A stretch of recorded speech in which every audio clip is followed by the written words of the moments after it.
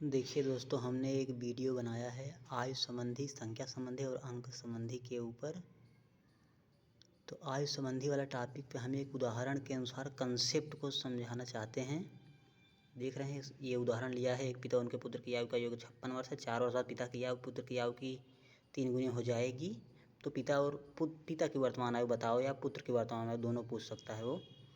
तो यही है, मेन खेला है वर्तमान आयु पे। वर्तमान आयु पे ही पूरा खेला है। अगर हम वर्तमान में 20 साल के हैं तो 5 साल बाद 25 साल के हो जाएंगे और 5 साल पहले 15 वर्ष के होंगे।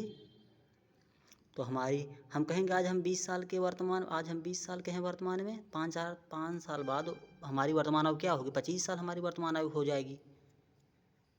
समझ रहे हैं ना? और हम 5 वर्ष पहले की वर्तमान आयु अगर पूछे तो वही होगी हमारी 15, 5 घटा देंगे। तो मेन खेला वर्तमान आयु पे ही है।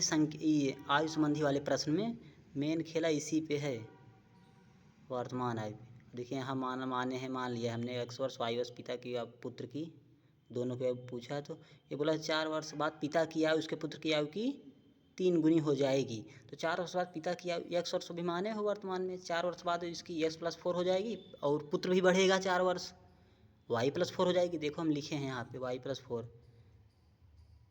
अब देखो प्रश्न के अनुसार कंसेप्ट सही समझते हैं। अब दोनों का योग कहा है उन्होंने, दोनों का योग पिता और पुत्र की वर्तमान आयु का भी वर्तमान आयु का योग पूछा है। x+y जो माने हैं 56 हो जाएगी। पहला समीकरण बना लिए हम, और दूसरा ऐसे बना लेंगे। दूसरा वाला समीकरण यहाँ से बनाएंगे। 4 वर्ष बाद पिता की आयु पुत्र की आयु की, देखो दूसरा समीकरण यहाँ है,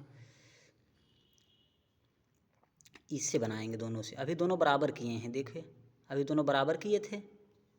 दोनों बराबर, पहले हम दोनों बराबर कर लेंगे। ये दोनों, इसमें कुछ गुणा भाग कुछ नहीं करना है। पहले हम वर्तमान आयु इनकी जो 4 वर्ष बाद वर्तमान आयु हो जाएगी पिता और पुत्र की, दोनों की बराबर किए थे। देखो बराबर कर लिए।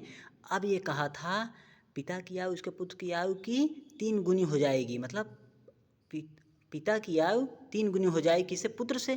तो हम पुत्र वाले में 3 गुणा करा दिए। अगर पिता वाले में किए होते 3 का गुणा तो 6 गुनी हो जाती, इसलिए हम पुत्र वाले में करा दिए। आराम से दूसरा समीकरण तैयार कर लिए और दोनों को हल कर लेंगे प्रतिस्थापन विधि से। एक्स वाई कैंसिल करके जो भी अपना एक्स को कैंसिल कर दीजिए दोनों में, ये तो जानते ही हैं सब लोग।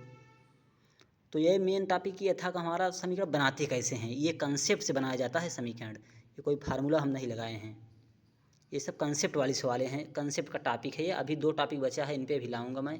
हर टॉपिक बनाते रहते हैं, कोई भी टॉपिक हो कंसेप्ट समझाते हैं। फार्मूला तो दुनिया जानती है, कंसेप्ट समझाना चाहते हैं हम। देख कैसे 3 गुना किए हैं।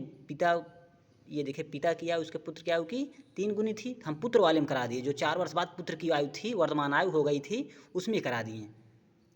पुत्र बढ़ा, पिता अगर बढ़े 4 वर्ष बाद का, 4 वर्ष बाद पिता की आयु उसके पुत्र की आयु, 4 वर्ष बाद अगर पिता बढ़ेगा पुत्र भी तो बढ़ेगा 4 वर्ष का, वो बैठा रहेगा वहीं पे।